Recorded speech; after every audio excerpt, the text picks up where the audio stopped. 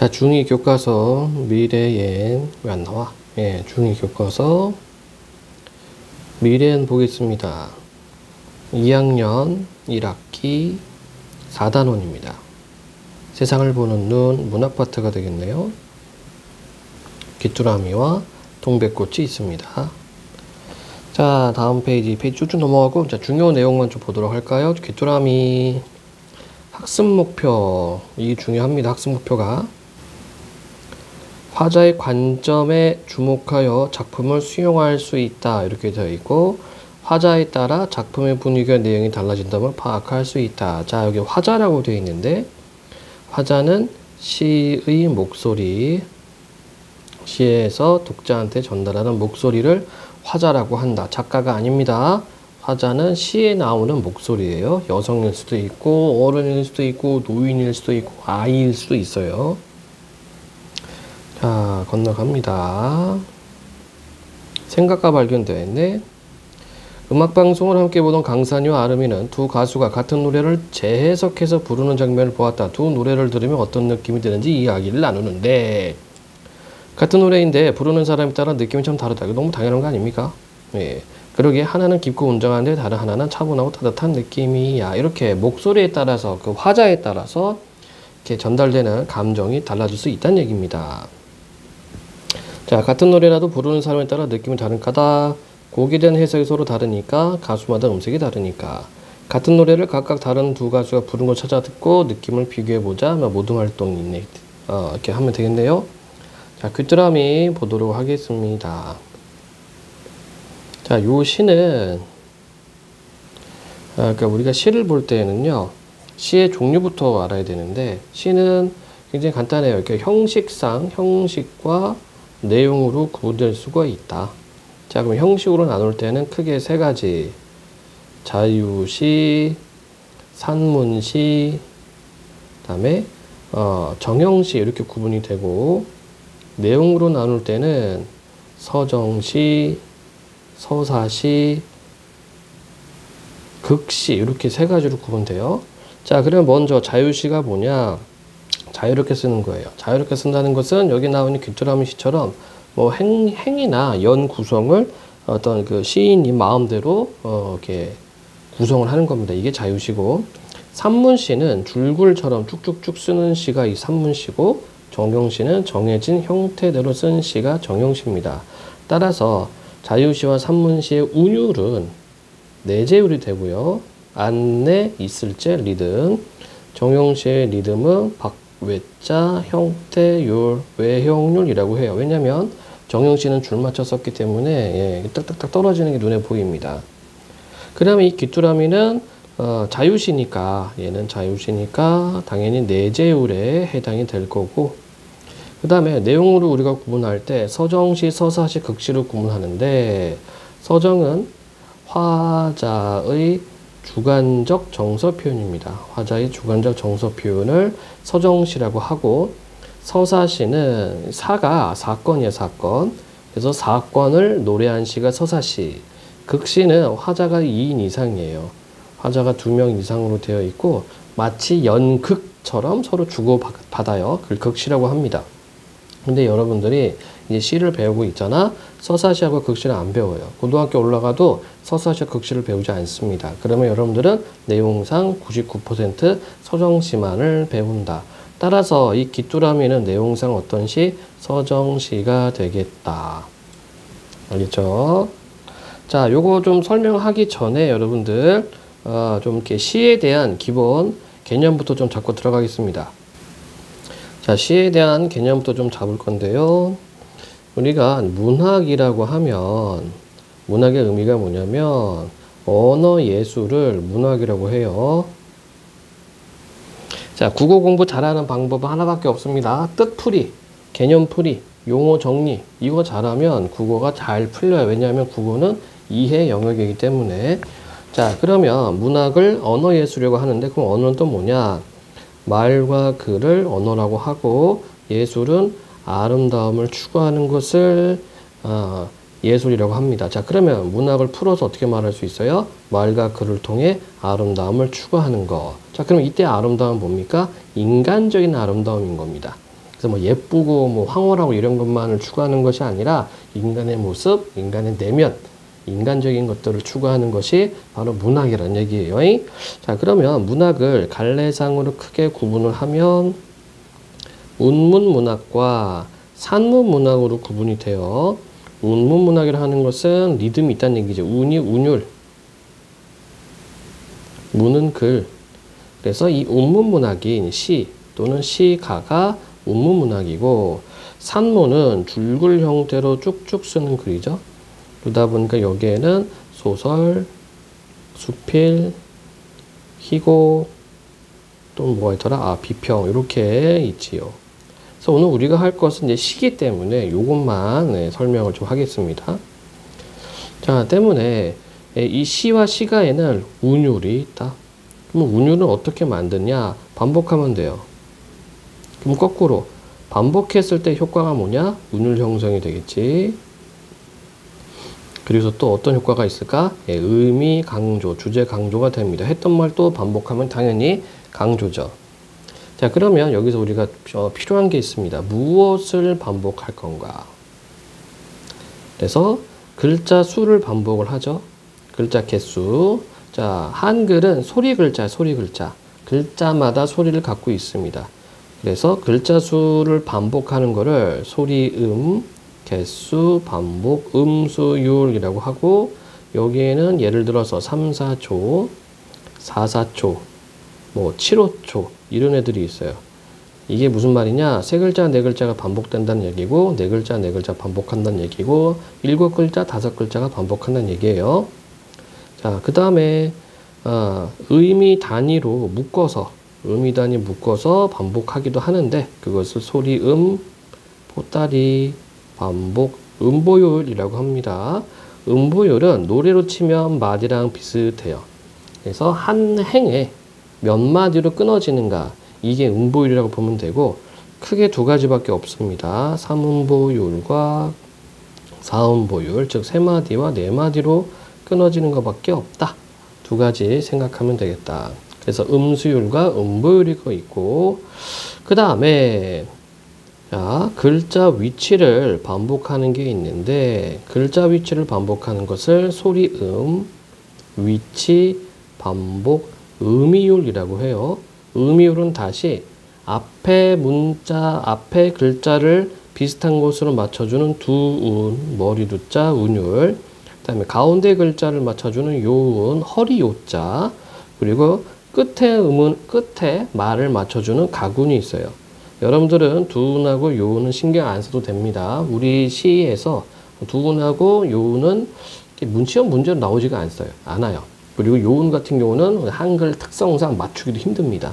그럼 우리가 신경 쓴 것은 뭐냐면 바로 가군이 됩니다. 자, 가군은 우리말은 어미가 많이 바뀌죠. 네, 어미라는 것은 뭡니까? 이거야, 이거. 밥을 먹다, 먹고, 먹니, 먹자라고 했을 때 변하지 않는 게 어간이고, 뒤에 변하는 부분이 어미입니다. 어미, 말의 꼴이란 뜻이야. 그래서 래퍼들이 라인 맞추죠. 집에 갔어, 아무도 없어, 배가 고팠어, 이렇게 맞춘단 말이지. 이게 가군이야, 가군. 그래서 래퍼들이 말하는 라임, 또는 여러분들이 즐겨 듣는 노래에서 나오는 끝에 말을 비슷하게 얘기하죠. 그게 가군입니다. 그래서 여러분들이 공부할 때는 이 세 가지를 꼭 확인을 해줘야 돼요. 음수율, 음보율, 음이율 중에서 어떤 거? 가군, 즉 어미가 어떻게 되고 있는가 이거 확인해 주면 됩니다.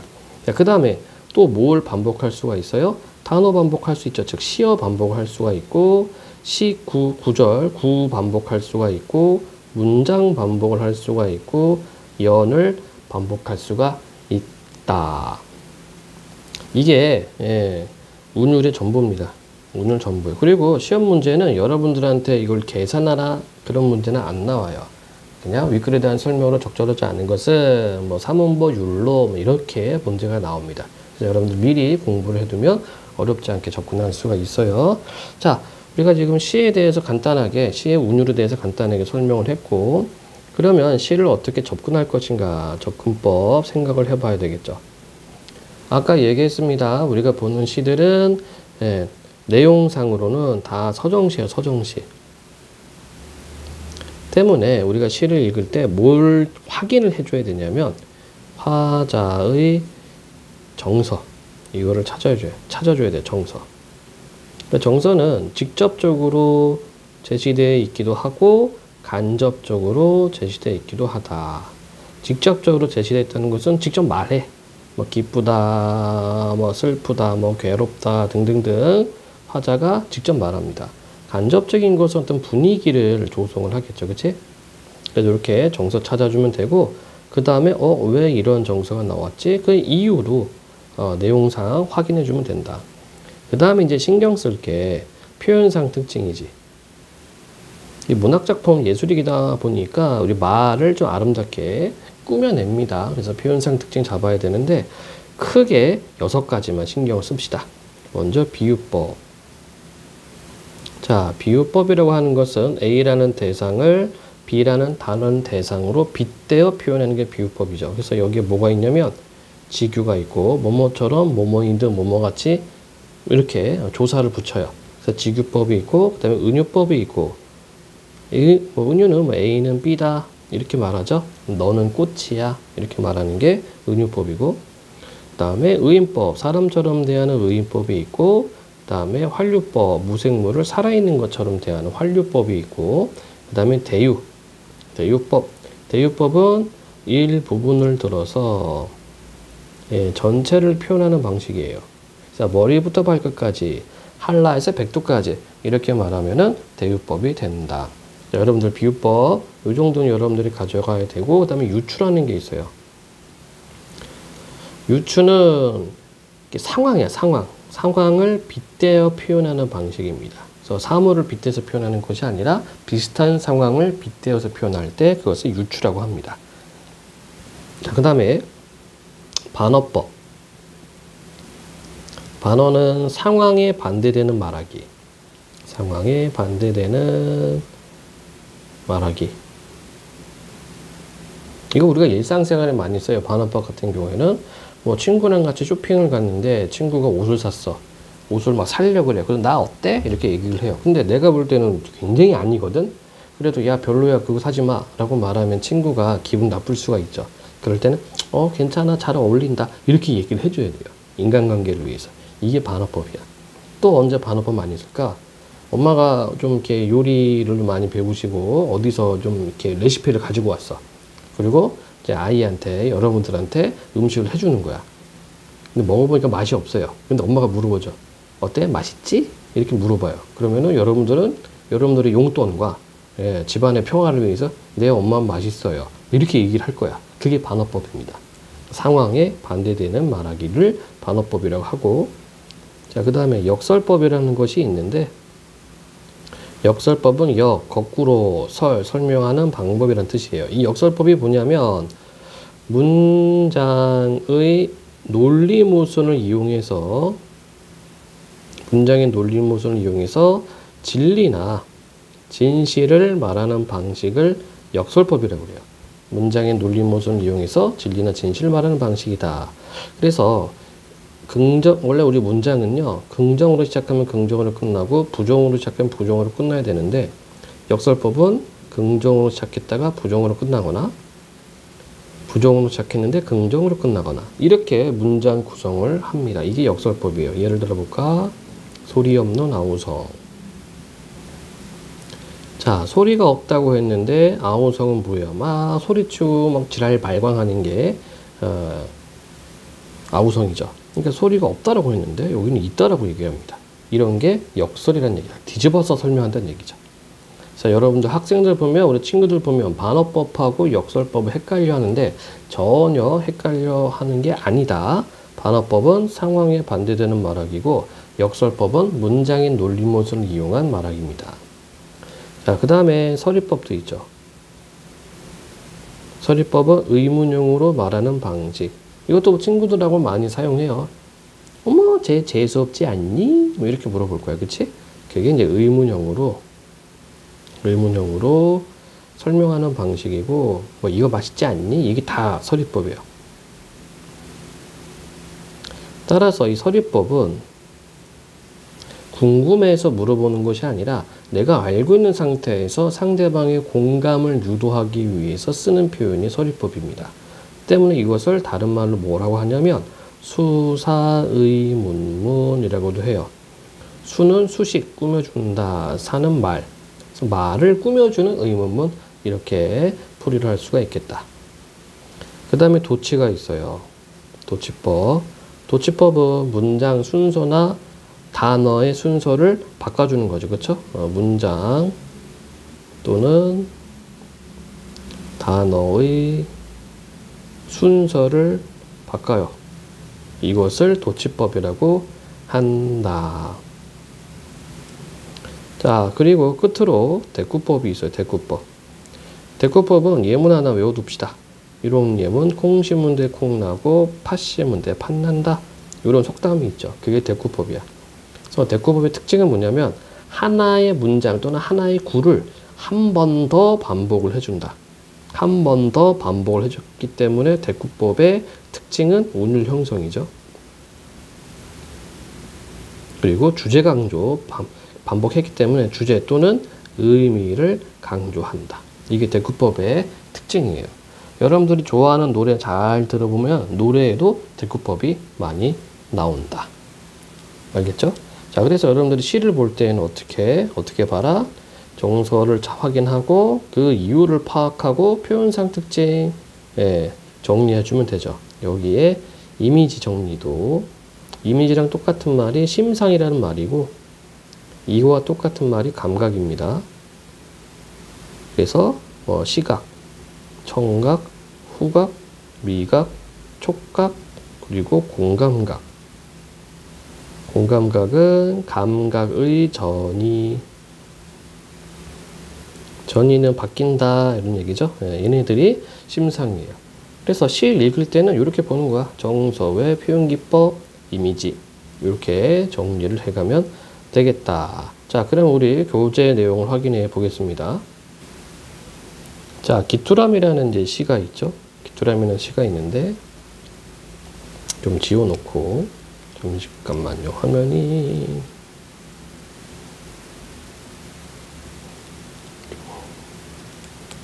지워놓고 봐야 되겠다. 그러면 시를 어떻게 분석하라고요? 방금 우리가 얘기했어. 정서를 찾자. 왜 그런 정서가 있느냐? 그 다음에 표현기법, 즉 정의표. 그쵸? 그리고 이미지만 찾아주면 되겠다. 자, 귀뚜라미 보겠습니다. 이게 시적 대상이고 이것에 대한 화자의 정서를 찾아야 돼요. 보자. 높은 가지를 흔드는 매미 소리에 묻혀. 자, 청각적 이미지 나와 있네. 청각. 높은 가지를 흔드는 매미 소리에 묻혀. 내 울음 아직은 노래 아니다. 내 울음 이것도 청각이죠. 그치? 그런데 내 울음은 아직은 노래가 아니다. 이렇게 말을 했어요. 또 왜 내 울음은 아직 노래가 아닙니까? 바로 위에 매미 소리에 묻혀있기 때문에 매 이러고 있으니까 내 울음소리가 묻혀있어요. 자, 차가운 바닥 위에 토하는 울음. 차갑다. 촉각적 이미지. 촉각. 차가운 바닥 위에 토하는 울음. 풀잎 없고 이슬 한 방울 내리지 않는 지하도 콘크리트 벽 좁은 틈에서. 자, 그러면 이 지하도 콘크리트 벽 좁은 틈은 어떻다? 굉장히 부정적 공간이다. 부정적이면서 시련과 어떤 고난의 공간이 되겠다. 그쵸? 그러면 이 지하도 콘크리트 벽 좁은 틈하고 반대되는 게 뭐예요? 대조되는 게, 반대가 아니라 대조되는 게 바로 높은 가지죠. 왜냐면 여기에는 이제 매미들이 있고 높은 가지에서 매 물고 있어요. 자, 계속 보겠습니다. 지하도 콘크리트 벽 좁은 틈에서 숨 막힐 듯. 그러나 나 여기 살아있다. 이때 나가 누굴까? 귀뚜라미가 되겠네. 그쵸? 귀뚜라미가 될 겁니다. 그럼 여기는 의인화 했다. 그치? 나라는 인칭대명사를 썼기 때문에 의인법 들어가 있고요. 그리고 살아있다. 강인한 어떤 생명력을 나타내고 있습니다. 살아있어. 계속 볼까요? 귀뚜루르르 뚜루루. 자, 의성어. 이런 거는 음성 상징어라고 하지. 그치? 음성 상징어는 사람의 목소리를 흉내내는 말들인데, 음성 상징어는 두 개가 있어요. 소리를 흉내내는 의성어와, 그 다음에 모양과 상태, 성질을 흉내내는 의태어가 있는데, 여기에서는 의성어에 해당이 된다. 귀뚜루르 뚜루르 보내는 타전 소리가 타전은 뭐냐면, 이거 옛날에 전화기 나오기 전에 모르스부호를 할 때 이렇게 뚜뚜뚜뚜뚜뚜 이렇게 그게 쳐요. 그걸 타전이라고 그래. 예를 들어서 뭐 이렇게 스프링 같은 게 있고, 그럼 사람이 손으로 이거를 계속 이렇게 눌러요. 누르면 여기서 한번 툭툭툭툭툭툭툭 되겠지, 그치? 그거를 타전이라고 해서 때려서 전송시킨다. 타전입니다. 그래서 귀뚜루루루 뚜루루 보내는 타전 소리가 누구의 하나 마음 울릴 수 있을까? 자, 이제 타전 소리는 뭡니까? 귀뚜라미 소리가 되는 거고, 자, 그럼 이거하고 똑같은 거 찾아야 되겠지, 그치? 타전 소리가 똑같은 거 위에서 찾아보면은 차가운 바닥 위에 토하는 울음, 이것도 같은 의미가 되겠죠. 그리고 위에 있었던 내 울음, 요렇게 연결이 된다. 근데 지금 이제 소망이 있어요. 귀뚜루루 뚜루루 보내는 타전 소리가 누구의 마음 하나 울릴 수 있을까? 예, 이게 소망이 되겠네, 그쵸? 그래서 이 귀뚜라미는 자기네 울음소리로 누군가의 마음을 울리게 하고 싶다. 자, 다음. 지금은 매미떼가 하늘을 찌르는 시절. 자, 그러니까 귀뚜라미한테는 어때요? 귀뚜라미. 지금 나가 되겠지, 나에게는 부정적 시절이죠. 부정적 시절. 그 소리 거치고 맑은 가을, 귀뚜라미 계절, 맑은 가을이 어린 풀숲 위에 내려와 뒤척이기도 하고, 가을이 내려와 뒤척인대요. 그쵸? 가을을 사람처럼 표현했다. 그 의인화. 어린 풀숲 위에 내려와 뒤척이기도 하고, 계단을 타고 이 땅 밑까지 내려오는 날. 뭐가 내려와요? 가을이. 그래서 가을을 여기까지네, 의인화 시켰습니다. 어린 풀숲 위에 내려와 뒤척이기도 하고, 계단을 타고 이 땅 밑까지 내려오는 날. 이 날이 언제다? 가을. 발길에 눌려오는 내 울음도 누군가의 가슴에 실려가는 노래일 수 있을까? 자, 이건 공감각이 되겠죠. 그쵸? 누군가의 가슴에 실려가는, 실려간다. 요거는 어때요? 눈으로 확인할 수 있는 거란 말이야. 근데 노래는 우리가 청각이지, 그치? 그래서 여기에는 청각의 시각화가 되어 있다. 즉 공감각이다. 그래서 가을이 오면은 자신의 노래가 누군가의 마음을 울리게 하는, 그쵸? 네, 좀 이렇게 감동을 주는 그런 노래가 됐으면 좋겠다라고 하는 희망을 나타내고 있습니다. 자, 그러면은 이 작품의 정서는 뭡니까? 소망이에요, 소망. 소망이나 또는 희망이에요. 희망에 대한 바람. 네. 그럼 이때 소망과 희망은 뭡니까? 내 울음이, 내 노래가 누군가에게 어떤 감동이 되고 싶어 하는 소망이죠. 자, 근데 지금은 안 되지. 왜? 매미떼 소리가 너무 시끄러워. 그래서 맑은 가을이 오기를 기다리고 있습니다. 이렇게 정리할 수가 있겠다. 자, 다음 페이지. 한번 제재 정리해 볼까요? 이 시는 현대시였고, 자유시였고, 선형시였습니다. 그리고 운율은 내재율. 성격은 비유적, 미래지향적. 이때 미래지향적이라는 것은 맑은 가을날을 기다리고 있죠. 제재는 귀뚜라미. 주제, 자신의 노래가 감동을 줄 수 있기를 소망한다. 특징, 의인화를 사용하여 주제를 표현. 다른 대상과 대조하여. 자, 매미하고 대조했죠. 다른 대상과 대조하여 화자의 처지와 소망을 드러내고, 의문형 어미를 사용하고 유사한 통사 구조를 반복하여 시적 의미를 강조했다. 자, 유사 통사 구조. 비슷한 문장이란 얘기지. 유사하다, 비슷한. 통사, 문장, 구조, 반복. 자, 반복하면 어떤 효과가 있다고? 운율 형성이 되죠. 그리고 의미 강조. 자, 시자임은 1년, 2년, 3년으로 돼 있었고 1년에는 매미소리에 묻힌 귀뚜라미 우르, 2년은 고통 속에서도 소망을 잃지 않는 귀뚜라미, 3년은 가을이 되면 나의 울음이 노래가 되기를 희망한다. 이런 작품이었습니다. 자, 이해와 탐구. 이 시의 나는 누구인지 귀뚜라미, 그리고 어떤 상황에 처했는지 말해보자.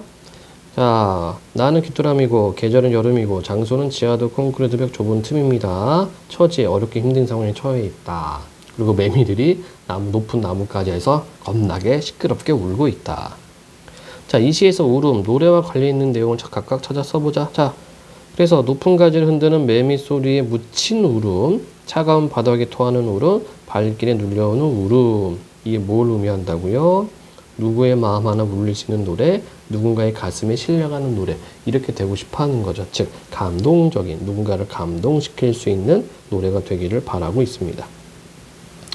자, 내 울음 아직 노래가 아니다라고 말한 까닭은 무엇일까? 여름에는 매미떼가 우는 소리 때문에 나의 울음이 노래가 사람들에게 전하지 않기 때문에, 그렇죠? 안 들려요. 매미떼가 너무 시끄럽기 때문에 매미 소리에 묻혀 나의 울음이 아직 노래가 아닌 겁니다. 자, 누군가의 가슴에 실려가는 노래라는 구조를 중심으로 화자가 말하고자 하는 바가 뭔지 생각해보자. 사람들의 마음에 감동을 준 노래를 이렇게 부를 수 있기를, 줄 수 있기를, 감동을 줄 수 있기를 바라고 있습니다. 다음, 이 시의 귀뚜라미를 보고 떠오르는 사람을 생각해보자. 지금은 힘든 처지지만 사람들에게 감동을 주는 아름다운 시를 쓰는 시인이 생각나. 그 다음에 나는 힘든 처지에서도 꿈을 잃지 않고 자기의 소망을 위해 노력하는 사람, 목소리가 큰 사람들의 말이 다른 이의 말을 덮는 세상에서 진실한 목소리를 내는 사람, 자기가 노력한 것에 대해 열매를 맺고 싶은 사람이 생각나. 좋습니다. 그 다음에 여기는 패스. 문제 해결과 적용 이렇게 되어 있고, 이건 뭐지? 이장주 작사 김창한 노래 어머니가 참 좋다 이렇게 되어 있네. 이것도 그냥 빠르게 풀어보겠습니다. 장에 가신 어머니를 찾다 길을 잃었지. 파출소에 혼자 앉아 울다 어머니를 보았지. 나를 찾은 어머니는 나를 때리면서 어디 가선 이 자식아 속 좀 앵간히 태워라. 나는 참 좋다. 자, 엄마한테 혼나면서 좋다고 얘기를 해요. 때리는 어머니가 참 좋다. 어머니의 눈물이 참 좋다. 어머니가 너무나 좋다. 자, 참 좋다, 참 좋다, 참 좋다, 좋다 반복하고 있죠.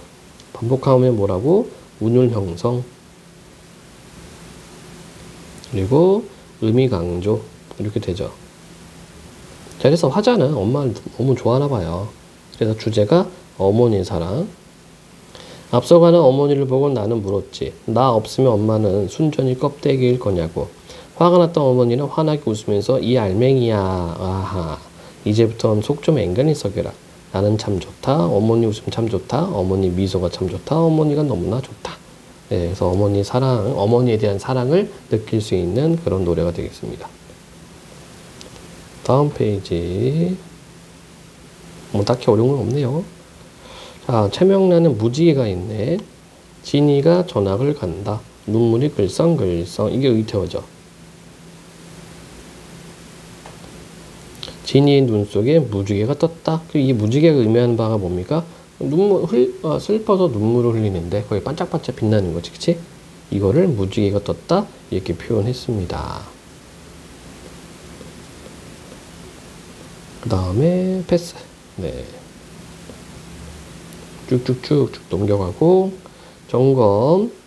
시의 화자인 귀뚜라미는 자신의 울음이 누군가에게 감동을 줄 수 있기를 바라고 있다. 네.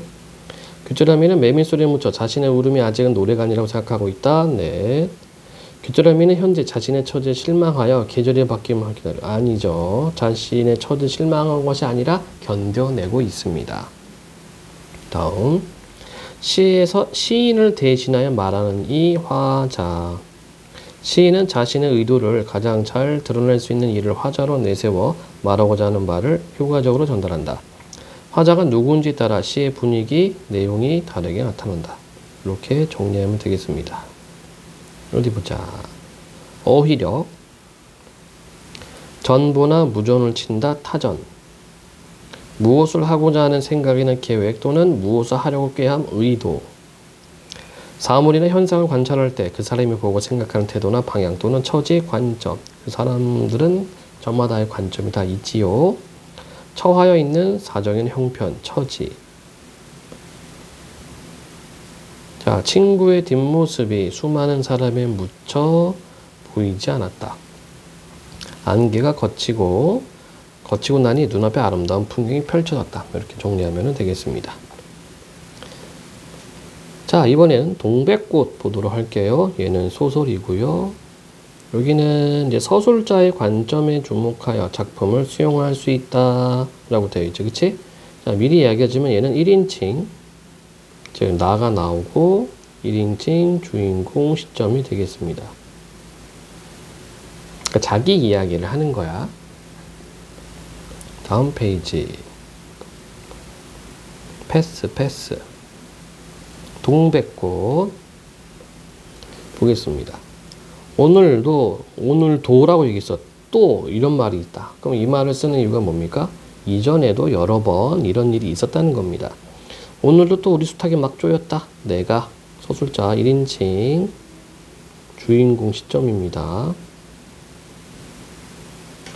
내가 점심을 먹고 나무를 하러 갈 양으로 나올 때였다.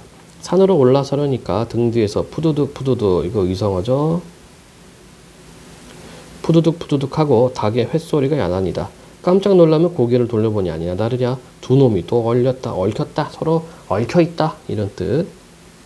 점순네 수탉은 대가리가 크고 똑 오소리같이 실팍하게 생긴 놈이 덩치 작은 우리 수탉을 함부로 해내는 것이다. 함부로 쪼아낸다.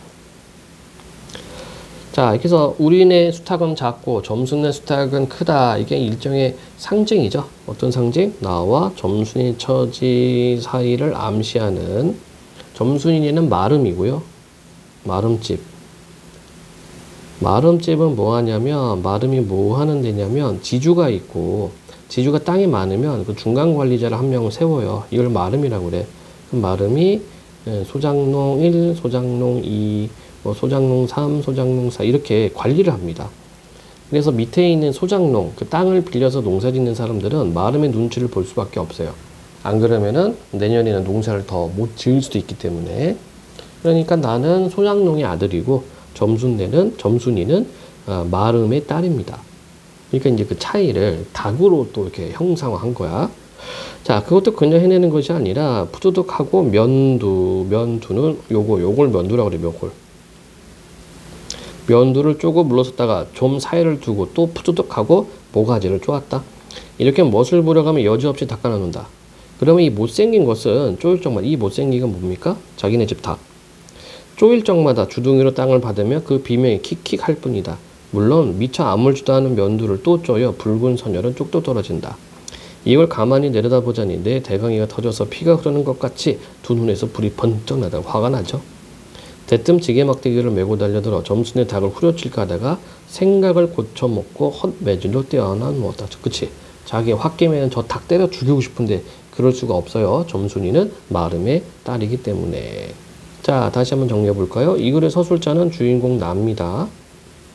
그래서 나는 점순이와 나 사이의 일에 대한 생각과 감정을 자세히 전달하죠. 자, 다음 페이지. 이번에도 점순이가 쌈을 붙여놨을 것이다. 이번에도. 그 전에도 했단 얘기야. 바짝바짝 내 기회를 올리느라고 그랬음에 틀림없을 것이다. 그놈의 계집애가 요새 들어와서 왜 나를 못 먹겠다고 그렇게 아르릉거리는지 모른다. 자, 그래서 나는 점순의 행동을 이해하지 못하고 있죠. 근데 점순이가 왜 이렇게 합니까? 관심이 있거든, 나한테. 그죠? 나한테 관심이 있어서 이렇게 하는데, 나는 그걸 몰라요. 또 이제 감자 사건도 있었고, 바로 이제 과거 회상합니다. 나흘 전, 감자 쪽감만 하더라도 나는 저에게 조금도 잘못한 것은 없다. 계집애가 나무를 캐러 가면 갔지. 난 물타리 엮는데 생이질을 하는 것은 다 뭐냐고 방해한다는 얘기예요. 생이질은. 그것도 발소리를 죽여가지고 등 뒤로 살며시 와서 예, 너 혼자만 이러니? 하고 긴치 않는 수작을 하는 것이다. 어제까지도 저와 나는 이야기도 잘 않고 서로 만나도 본척만척하고 이렇게 점잖게 지내던 터이련만 오늘로 갑작스럽게 대견해졌으면 웬일인가. 그쵸? 그전에는 말도 잘 안 했는데 왜 오늘 갑자기 나한테 말 붙여?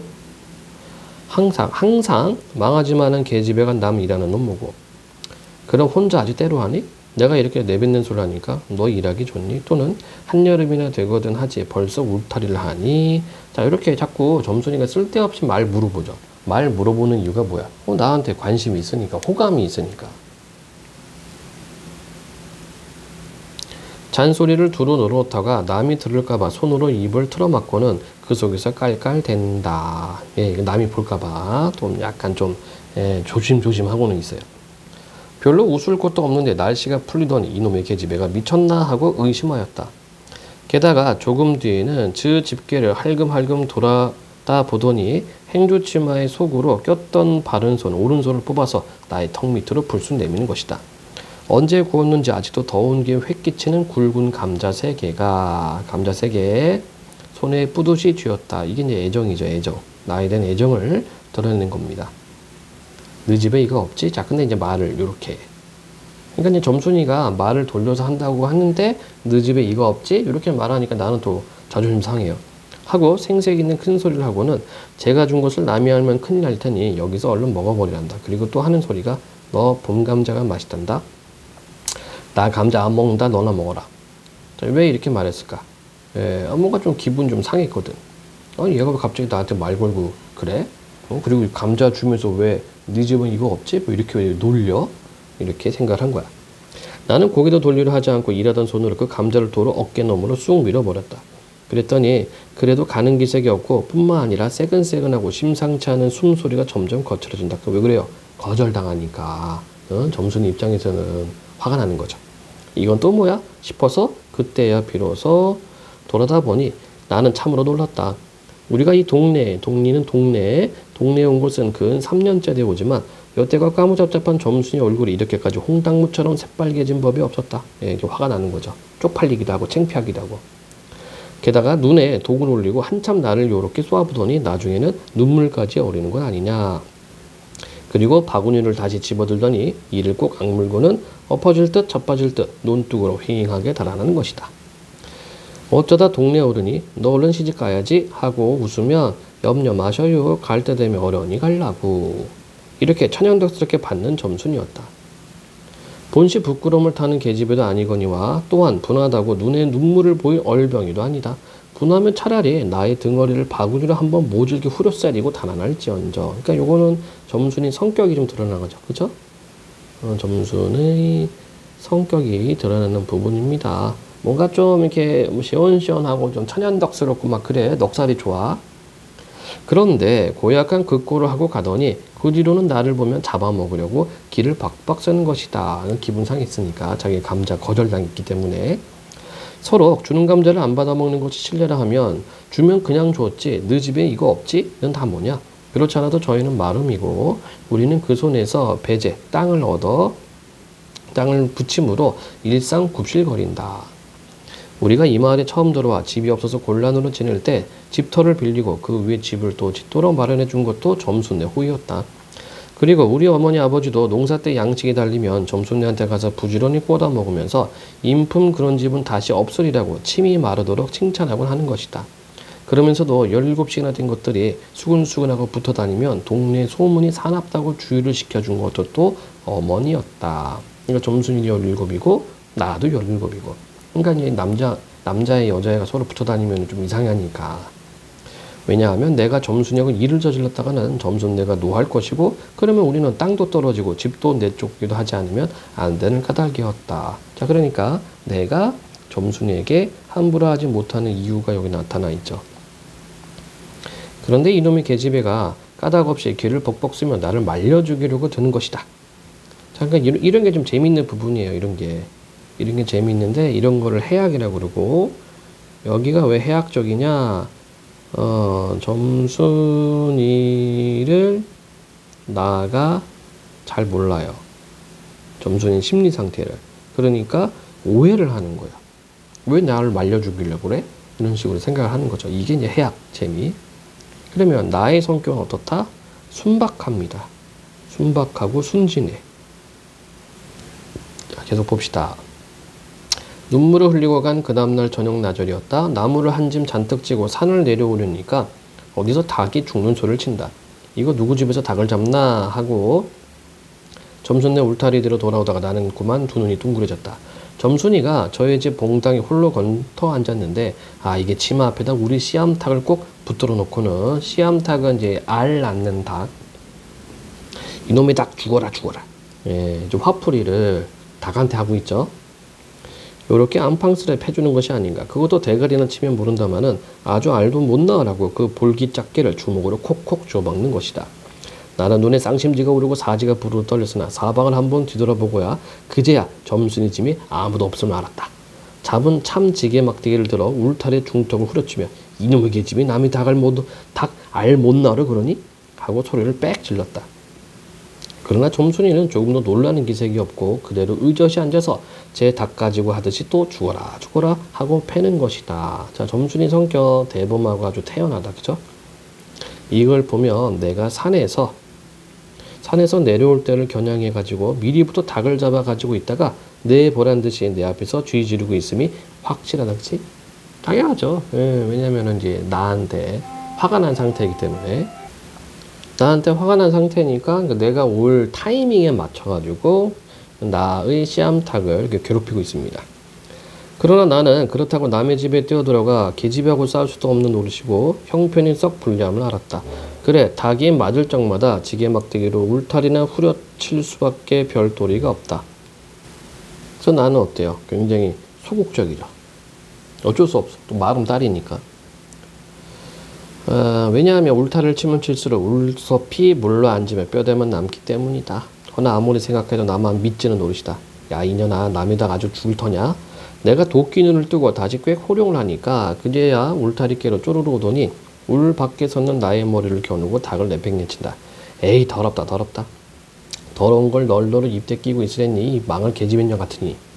하고 나도 더럽단 듯이 울타리께를 휑하게 돌아내리며 약이 오를 대로 다 오른 것은 암탉이 풍기는 서슬에 나의 이마백에다 물지똥을 찍 갈겼는데 그걸 본다면 알집만 터졌을 뿐 아니라 골병은 단단히 든기 때문이다.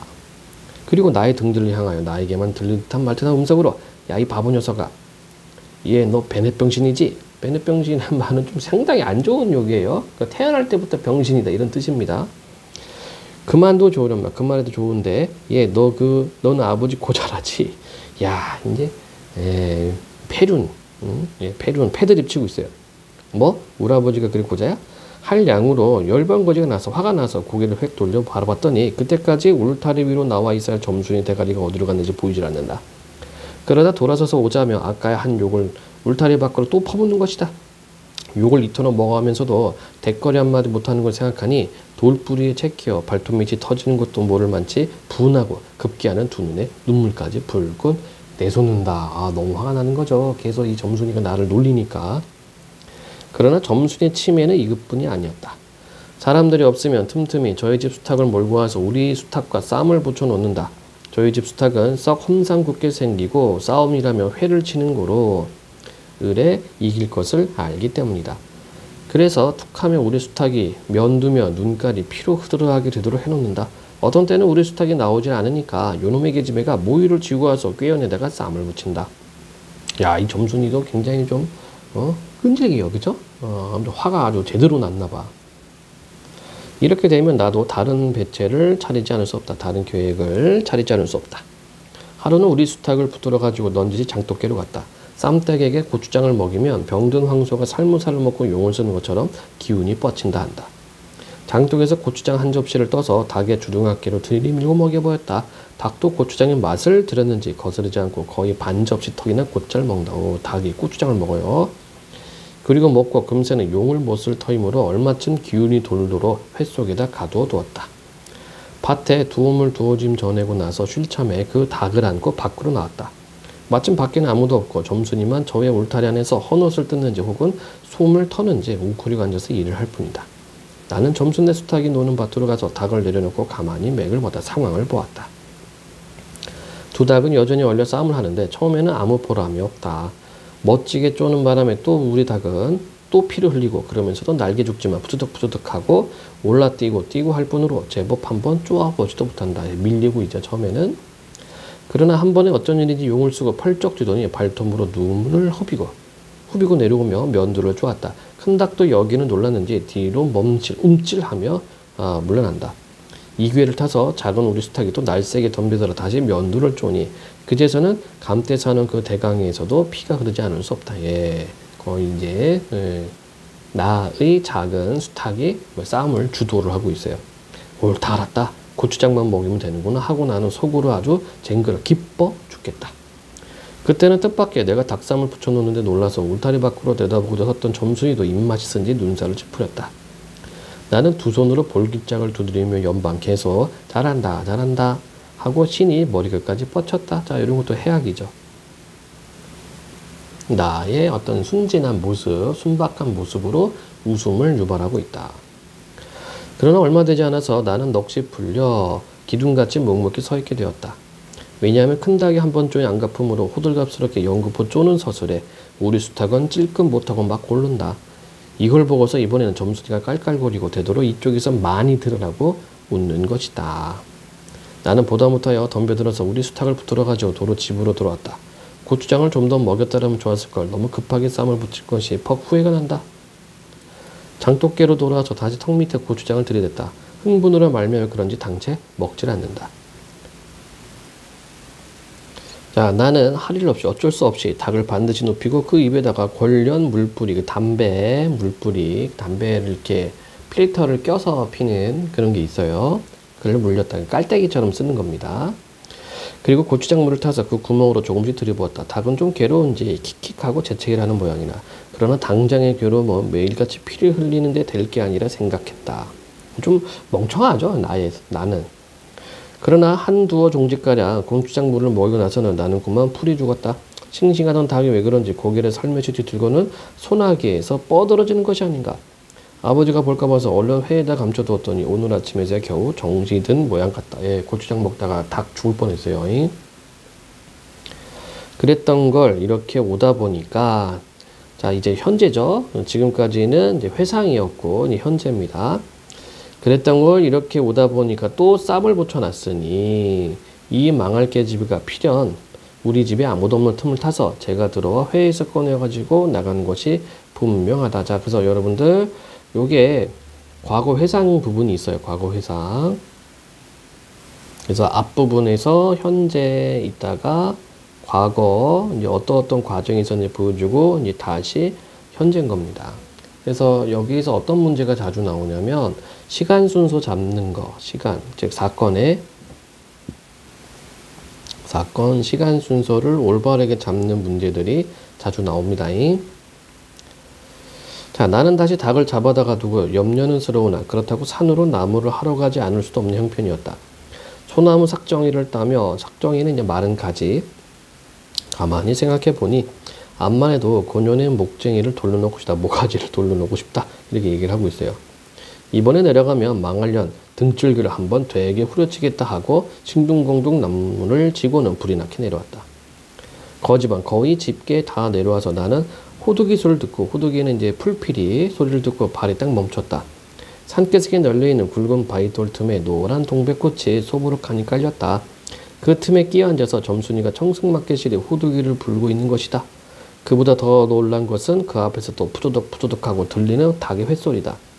필요없고 유년히 나의 약을 올리느라고 또 닭을 집어내다가 내가 내려올 길목에다 쌈을 시켜놓고 저는 그 앞에 앉아서 천연스레 호두기를 불고 있음에 틀림없으리라. 나는 약이 오를 대로 다 올라서 두 눈에서 불과 함께 눈물이 퍽 쏟아졌다. 사람이 너무 화가 나면 눈물 나오죠. 나무지게도 벗어놓을 새 없이 그대로 내동댕이 치고는 지게 막대기를 뻗치고 호동지동 달려들었다. 가까이 와보니 과연 나의 짐작대로 우리 수탉이 피를 흘리고 거의 빈사지경이 이르렀다. 그러니까 죽을 지경.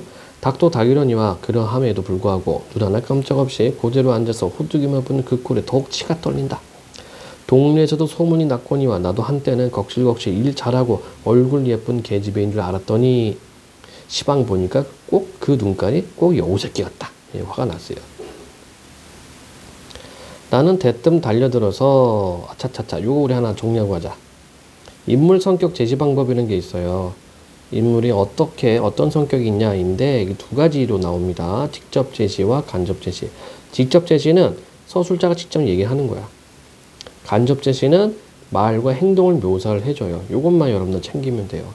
즉 성격이 직접 제시되어 있는지 아니면 말과 행동으로 묘사되어 있는지 문제가 나오면은 그 부분만 좀 분류를 해주면 됩니다. 자, 계속 보면 나는 대뜸 달려들어서 나도 모르는 사이 큰 수탉을 단매로 때려 엎었다. 한 방에 퍽 쳐버렸어요. 닭은 푹 엎어진 채 다리 안에 꼼짝 못하고 그대로 죽어버렸다.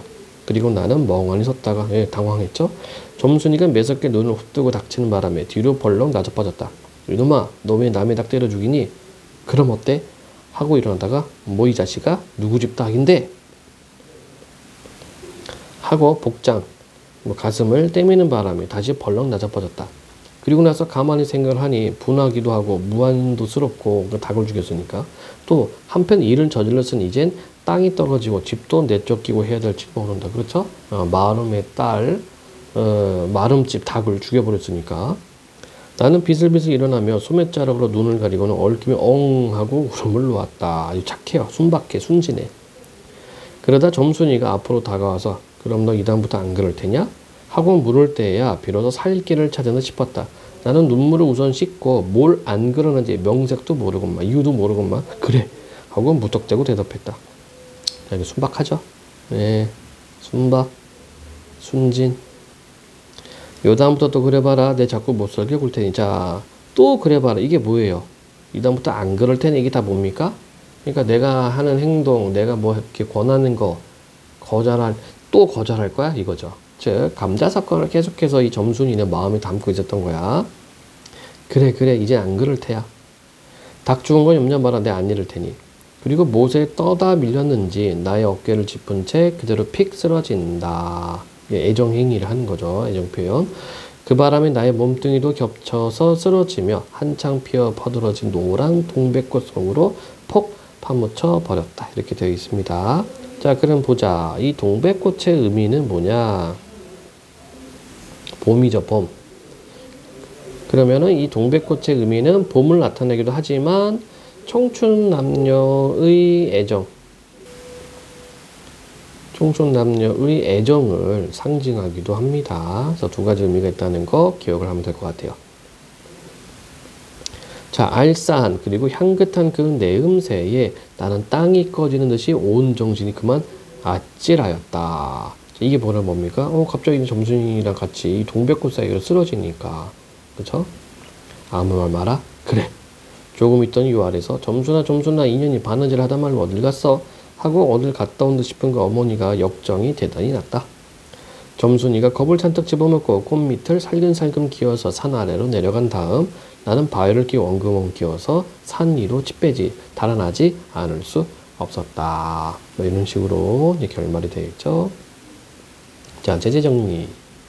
현대소설이고 단편소설, 성격 향토적, 시골 배경이죠. 해학적, 재미있는 부분. 즉, 나라는 인물이 굉장히 순박하고 순진합니다. 그래서 상황 판단을 잘 못하고 점순이의 행동의 의미도 파악하지 못했어요.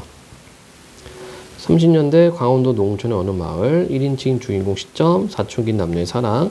주제, 농촌의 젊은 남녀가 보여주는 순박한 사랑. 특징, 현재와 과거가 교차된 역순행적 구성. 1인칭 주인공 소설자의 독백 형식.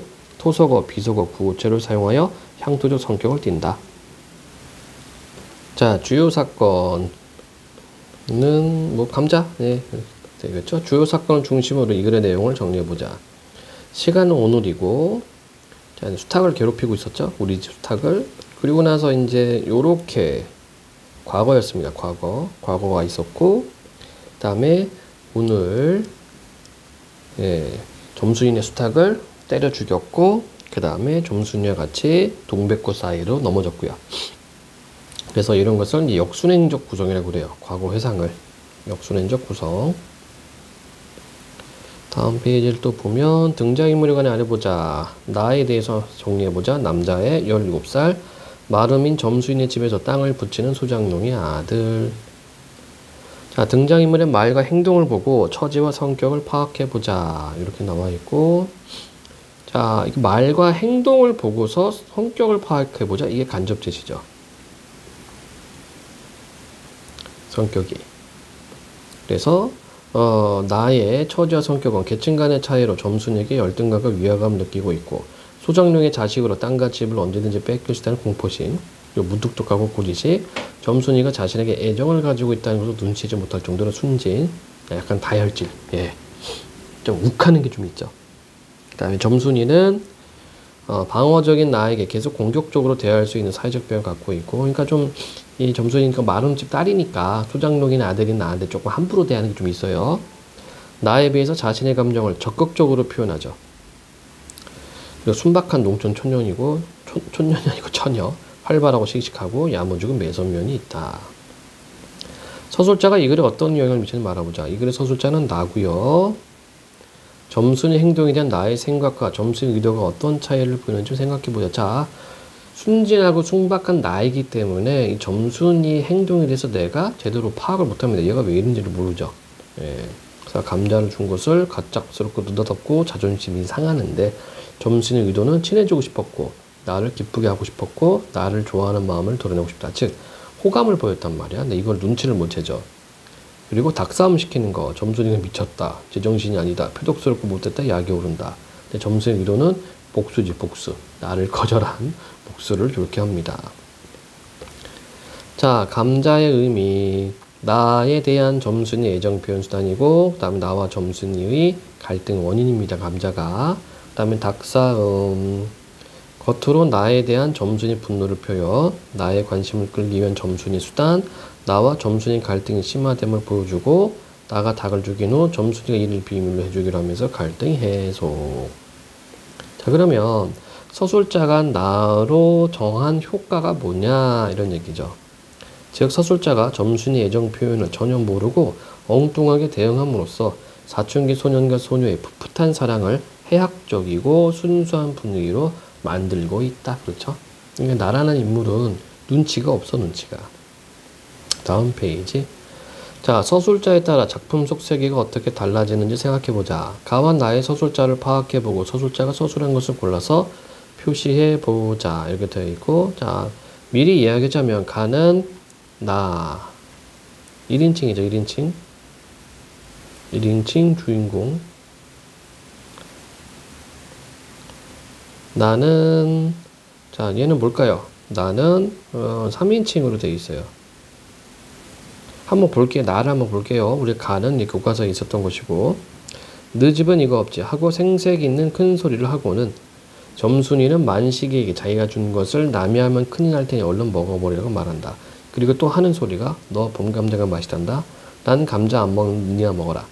만식이는 점순이 말에 자존심이 상하여 고개도 돌리지 않은 채 일하던 손으로 그 감자를 도로 어깨 너머로 쑥 밀어버렸다. 점순이는 자신의 호의가 거절당하자 몹시 화가 났다. 점순이 숨소리가 점점 거칠어지자 만식이는 점순이를 돌아다보다가 참으로 놀랐다. 이런 식으로. 자, 그럼 3인칭 전지적 작가 시점이 되겠죠. 전지적 작가 시점은 인물의 심리를 다 제시를 해줄 수가 있습니다. 그러니까 인물의 성격, 심리가 그대로 나타난다. 그래서 3인칭 전지적 작가 시점은 만식의 행동과 만순이라네. 점순의 행동을 묘사하면서 속마음까지도 드러나죠. 그런데 1인칭 주인공인 나는 나의 행동과 점수의 행동을 묘사하고 나의 속마음도 묘사를 하지만 점수의 속마음은 몰라요. 그치? 예. 그래서 3인칭 전지적 작가 시점은 인물들의 생각과 심리까지도 제시할 수 있다. 자, 다음 패스. 네, 똑같은 얘기네. 자, 요거 하나 정리. 시점의 종류. 1인칭 주인공과 1인칭 관찰자. 공통점은 나가 있죠. 1인칭 주인공 시점은 뭐냐? 내가 자기 이야기를 하는 겁니다. 내가. 1인칭 관찰자는 내가 다른 주인공 이야기를 관찰하면서 전달해 줍니다. 그래서 1인칭 관찰자라고 하고, 3인칭 전지적 작가 시점은 나가 없어요. 작품 속에서 나가 없고 작품 밖에서 진행 상황과 인물의 내면 심리를 모두 전해주고, 3인칭 관찰자는 인물의 내면 심리는 전달 못합니다. 즉 인물의 말과 행동만 묘사하고 서술합니다. 이게 관찰자 시점과 전지적 작가 시점의 차이점. 자, 그 다음 서술자의 관점을 중심으로 소설 감상하기. 내가 그린 히말라야 시다 그림. 앞부분 줄거리. 한국에서 가장 유명한 화가인 오라고 해야 되나? 영의 나는 자신의 재능을 늘 스스로 의심해왔다. 가난한 농부 가정에 자란 오의 나는 아버지가 학창시절 그림에 재능이 있어 사실을 알게 된 후 자신이 아버지로부터 재능을 물려받았다고 믿는다. 초등학교 3학년 때 4학년 이상이 참가하는 사생대회에 다른 학생 대신 나가 성의 없이 그린 그림이 장원이 된 뒤에는 자기의 재능에 더 확신을 하고 미술반에서 남들이 그림 그릴 때 놀면서 아무런 노력을 하지 않는다. 한편 일의 나는 부유한 가정에서 태어나 학교 수업 이외에 피아노와 그림 과외를 받는다. 둘은 같은 초등학교 다니지만 말을 걸거나 아는 척한 사이가 아니다. 영의 나와 일의 나는 4학년이 되어서 학교 대표로 군 단위로 사생대에 나간다. 이번에도 영의 나가 장원을 차지한다.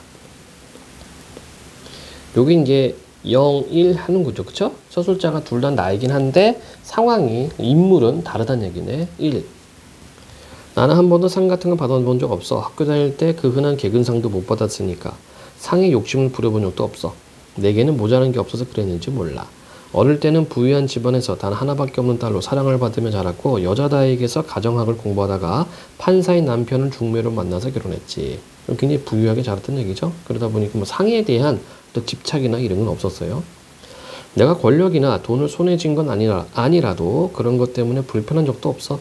아이들은 예쁘고 별 문제 없이 잘 자라주었지. 큰아이가 중학교부터 미국에 가서 공부할 때는 적응에 힘이 들었지만 결국 학생회장까지 지내서 신문에도 여러 번 났지. 나는 상을 못 받았지만 내고 타고난 행운, 삶 자체가 상이다 싶어. 긍정적이네. 그렇지만 단 한 번 상을 받을 뻔한 적은 있지.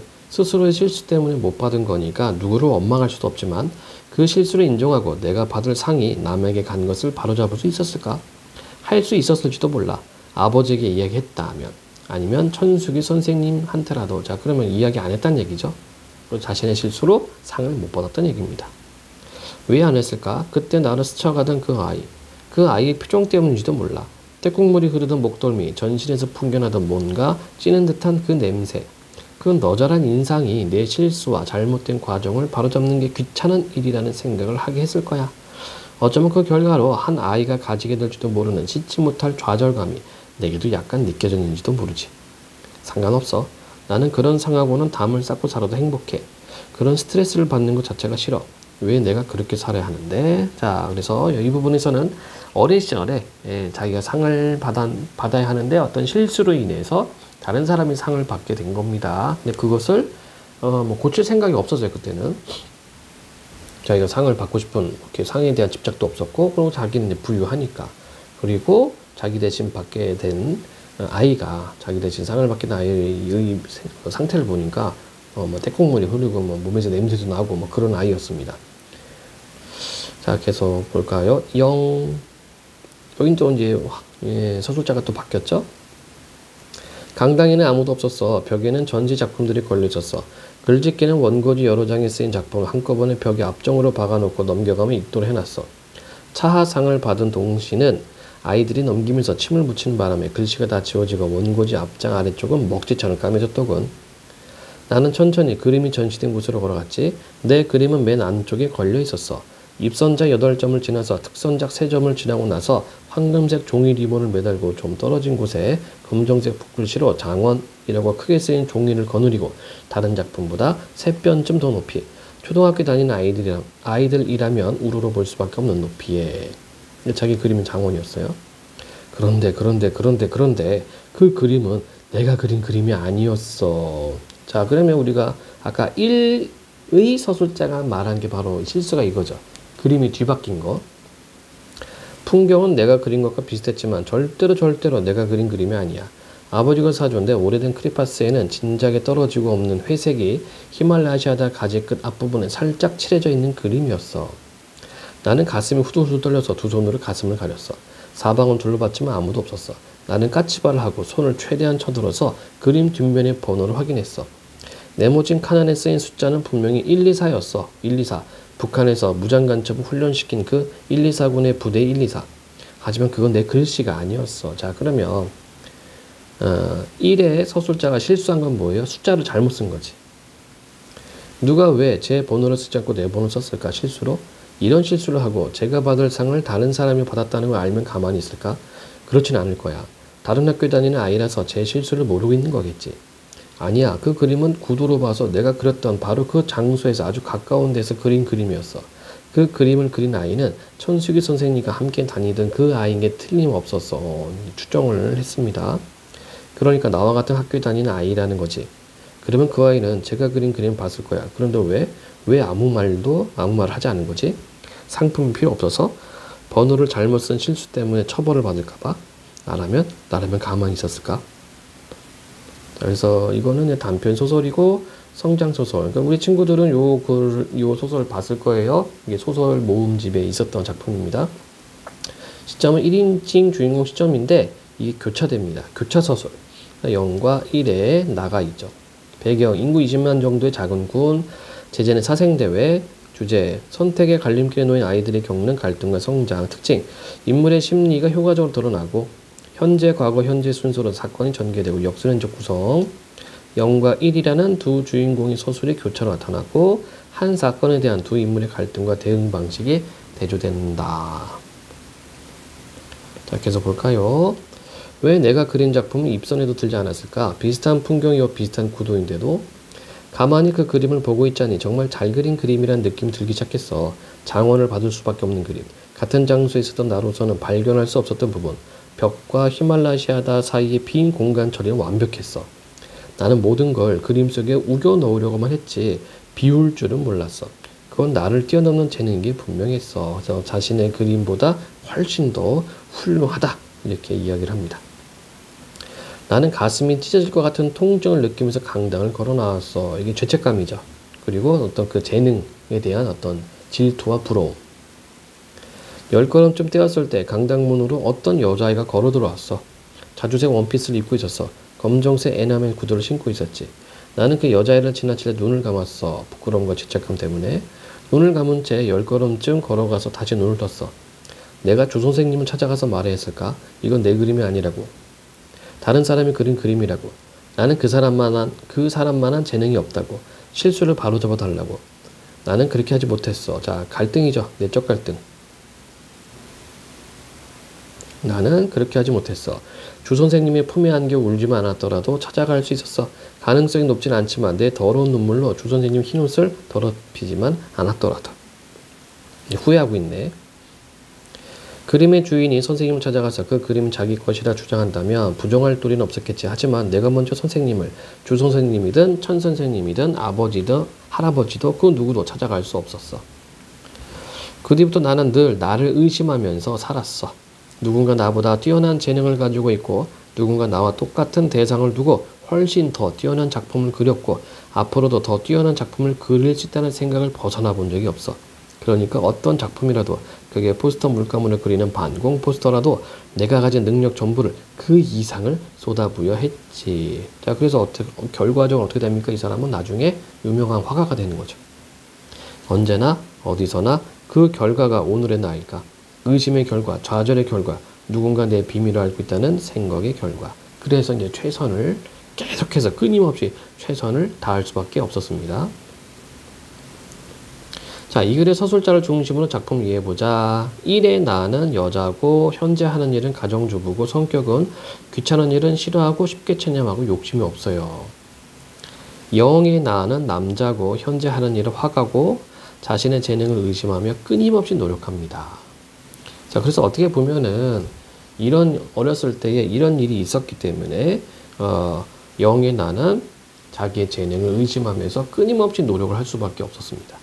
그래서 결국 화가가 된 거고. 자, 같은 사건에 대한 서술자의 생각의 차이가 나타나는 구조를 찾아 써보자. 수상자가 바뀌었다는 같은 사건인데 1의 나는 상에 욕심 부른 적이 없고 상을 못 받았지만 인생 자체가 행운이고 인생 자체가 상이고 그래서 한 아이가 갖게 될지도 모르는 좌절감으로 인해 스트레스 받고 싶지 않아. 이렇게 생각을 했고요. 0의 나는 왜 내가 그린 작품은 입선에도 들지 않았을까? 그건 나를 뛰어넘는 재능인 게 분명히 있어. 가슴이 찢어질 것 같았지만 누구에게도 말할 수 없었어. 이렇게 내적 갈등을 갖게 됩니다. 자, 이를 바탕으로 하여 두 사람이 수상자가 바뀐 사실을 다른 사람에게 말하지 않은 까닭을 생각해보자. 1의 나는 가난하고 찌든 냄새가 나는 아이의 인상 때문에 이 일을 바로잡기 귀찮다고 느껴서. 그 다음에 0의 나는 자신이 장원인 줄 알고 감격해서 선생님의 품에서 울기까지 하고 많은 사람의 축하를 받았기 때문에 이제 와서 말할 수가 없었다. 다음 페이지. 이 글의 서술 방식이 가지는 효가 0의 나만 서술자였다면 이 글이 어떻게 다를지 생각해보자. 1의 나가 무슨 생각으로 하는지 우리 모르죠. 네. 그래서 이게 교차 서술을 해주니까 각자의 관점에서 같은 사건에 대한 어떤 느낌을 다르게 우리가 받아들일 수 있습니다. 이를 바탕으로 하여 작가가 이 소설의 서술자를 2명으로 설정한 까닭을 생각해보자. 양쪽의 생각을 모두 알게 된 효과가 있죠. 그래서 서술자가 2명이라서 같은 사건에 대한 두 사람의 생각과 고민을 모두 알 수가 있습니다. 자, 다음 이 글의 일부를 제3자의 관점으로 바꿔 써보 3인칭. 서술자가 달라짐에 따라 어떤 차이가 나타나는지 말해보자. 나는 가슴이 찢어질 것 같은 통증을 느끼면서 강당을 걸어 나왔어. 이거를 요렇게 바꿔보라는 얘기군요. 충격을 받은 백선규는 황급히 강당을 나서려고 했다. 자, 충격을 받았다. 직접 제시해주고 있고, 그때 자주색 원피스에 검은색 에나멜 구두를 신은 여자아이가 강당에 들어섰다. 천수기 선생님이 한 귀도 아니던 그 아이, 장원 그림을 진짜로 그린 그 아이였다. 이렇게 이제 직접적으로 제시해주죠. 백선규는 잠깐 망설였다. 그러나 진실을 말한 대신 눈을 감았다. 예, 그 심리를 직접적으로 보여주고 있습니다. 서술자의 변화에 따라 인물과의 거리감이 느껴지고요. 왜냐하면 1인칭 주인공이 독자와 인물과의 거리가 가까워요. 거리가 가까움. 그리고 인물과 인물의 거리도 가깝죠. 인물과 인물의 거리도 가까움. 왜냐하면 등장인물이 다른 인물을 만나고 있으니까. 근데 이제 3인칭은 거리감이 느껴집니다. 그리고 등장인물의 감정이나 생각이 직접 드러나죠. 그래서 긴장감이 덜하다. 이게 3인칭 전지적 작가의 어떤 특징이 되겠습니다. 자, 정리. 동북지체 소설자인 나는 순박하고 눈치 없는 성격을 지니고 있다. 감자와 닭싸움은 나에 대한 점순이의 관심과 애정을 드러낸 소재다. 동백꽃은 나와 점순이가 화해하면서 갈등이 해소되었음을 암시한다. 자, 소설에서 서술자는 반드시 등장인물 가운데 한 사람으로 작품 안에서 이야기를 전달은 아니죠. 작품 밖에서 전달할 수도 있다. 1인칭 서술자는 작품 속 인물 나로 등장하고 서술자가 누구인지에 따라 작품 내용과 분위기가 당연히 달라지죠. 좋습니다. 자, 그 다음에 어휘. 이건 뭐 어떻게 해야 되나? 예. 한창 바쁠 때 쓸데없는 일로 남을 귀찮게 일구는지 생이질. 끈기 있게 검질기다. 끈질기다. 마음의 작용으로 얼굴에 드러나는 빛, 기색. 어떤 일이 벌어지는 바람에 자기도 모르는 정신이 얼떨떨한 상태, 얽힘. 둘 이상의 사람이나 짐승이 한데 섞여 어우러지다, 얼리다. 거의 절반 가까이 거지반. 상대편에 맞서서 대듬 또는 그런 말이나 행동, 대거리. 볼기를 낮잡아리는 말, 뒤쪽 허리 아래, 허벅다리 위 양쪽으로 살이 불룩한 부분, 볼기짝. 봄철에 물오른 버드나무 가지의 껍질을 고루 밑으로 뽑은 껍질이나 짤막한 밀집 토막 따위로 만든 피리, 호두기. 자, 닭들이 회에 올라 잠들면 집안이 조용해진다. 꿈자리가 사나워 잠에서 깨어났다. 이렇게 정리하면 되겠죠. 밑에는 모둠 활동, 창의 활동이기 때문에 패스하도록 하겠습니다. 자, 이렇게 해서 4단원 같이 한번 읽어보고 정리를 했습니다. 자, 우리 친구들은 이제 프린트 정리하시고 주말에 질의응답 문제 풀고 질의응답하면 될 것 같아요. 자, 끝.